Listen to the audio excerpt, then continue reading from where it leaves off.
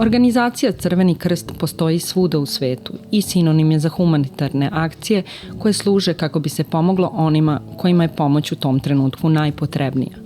Kod nas ova organizacija postoji više od 140 godina. Na inicijativu čuvenog lekara Vladana Đorđevića davne 1876. godine osniva se Srpsko društvo Crvenog krsta, kako je glasio prvobitni naziv. Srpsko društvo Crvenog krsta se osnovalo u tadašnjoj zgradi kasine. Inače, ta se zgrada i dan danas tu nalazi. Tu se nalazi i jedno spomen obeležje koje smo mi postavili povodom 100-godišnjice od osnivanja Crvenog krsta Srbije. Sada se u toj zgradi nalazi zgrada kinoteke. Tako da još uvek može da se vidi, da se prati taj ceo istorijat. Osnivač je bio dr. Vladan Đorđević, ugledni čovek toga vremena, a prvi predsednik društva je bio mitropolit Mihajlo Jovanović, takođe jedan od najuglednijih ljudi toga vremena. Inače, taj 6. februar 1876. godine je datum koji mi obeležavamo i to je praktično u to vreme bilo jako napredno osnovati jedno takvo društvo koje je u početku imalo zadatak da pomogne izbeglicama i ranjenicima koji su dolazili iz sukoba bosansko-hercegovačkih. Sam međunarodni pokret Crvenog krsta osnovan je 1863. godine u Ženevi. Osnovao ga je Henri Dunant i evo vidite, svega 13 godina kasnije u maloj Srbiji je osnovano Srpsko društvo Crvenog krsta, tako da Crveni krst Srbije spada u 15 najstarijih društava Crvenog krsta u svetu, na što smo mi jako ponosni. Krst crvene boje na beloj osnovi jedan je od prepoznatljivih simbola, po čemu je ova organizacija i dobila svoje ime. U znak sećanja i poštovanja prema osnivaču pokreta Crvenog krsta u svetu, Henri Dunantu, usvojeno je da znak Crvenog krsta bude obrnuta švajcarska zastava. Otud to.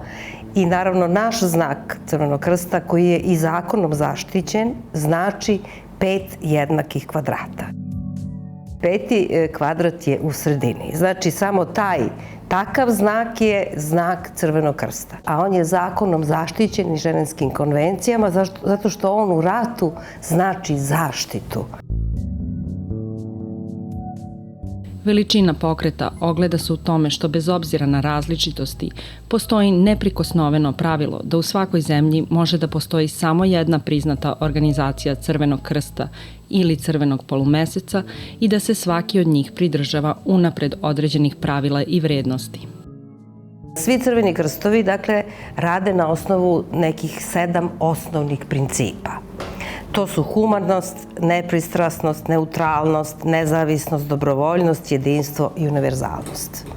I oni sve svoje programske aktivnosti, bez obzira da li se nalaze u Evropi, Africi, Americi i Aziji, sve svoje programske aktivnosti realizuju kroz tih 7 osnovnih principa. Svaki princip, naravno, ima sad svoje obrazloženje, ali najvažnije je da u trenucima kad pružate pomoć nekome, da se vodite tim osnovnim principima. Znači da nije važno ni koje je rase, ni vere, ni godišta, ni kako se našao u toj nevolji. Obaveza svakog iz Crvenog krsta i Crvenog polumeseca je da žrtvi tog trenutka pruži blagovremenu pomoć. Svaki Crveni krst je u nekom smislu pomoćni organ, da tako kažemo, pomoć državi u jednom izuzetnom trenutku, dok se sama država ne organizuje i ne napravi ono što jeste njena obaveza. Tako je, recimo, Crveni krst Srbije bio u obavezi da prvi reaguje u trenucima velikih zemljotresa, poplava ili kod dolazaka raseljenih izbeglica 90. godina.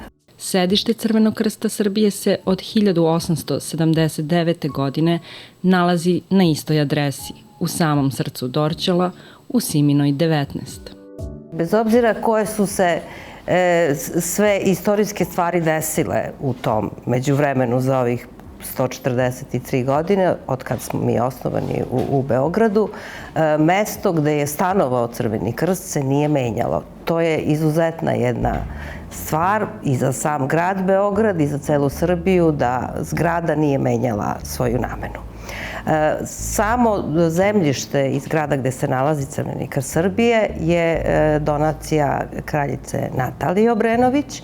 Ona je poklonila ovo zemljište gde je, zahvaljujući dobrim ljudima toga vremena, uglednim ljudima toga vremena, donatorima, zgrada i napravljena. Ona je naravno imala tada u početku samo jedan sprat, a sada ima, naravno mnogo je veća, izlazi na 4 ulice i ima 3 sprata. Veličina celog pokreta Crvenog krsta i Crvenog polumeseca jeste upravo u tome da svi mi, bez obzira koliko različiti bili, pošto svaka zemlja na svetu ima svoj nacionalni Crveni krst, kao što Crveni krst Srbije ovde postoji, i jedan od osnovnih postulata je da u svakoj zemlji može da postoji samo jedan priznati Crveni krst, što je Crveni krst Srbije od svog osnivanja, znači 1876. godine, do dan danas. Čak i onim vremenima ratnim, kao što su bile 90. kad se naša zemlja raspala, Crveni krst Srbije je uspeo na osnovu toga što je praktično neprekidno delovao od 1876. i onda kada su to bili i ratovi i raspad zemlje, potvrdio svoje priznanje, odnosno priznanje mu je potvrdio Međunarodni komitet Crvenog krsta iz Ženeve 1992. godine.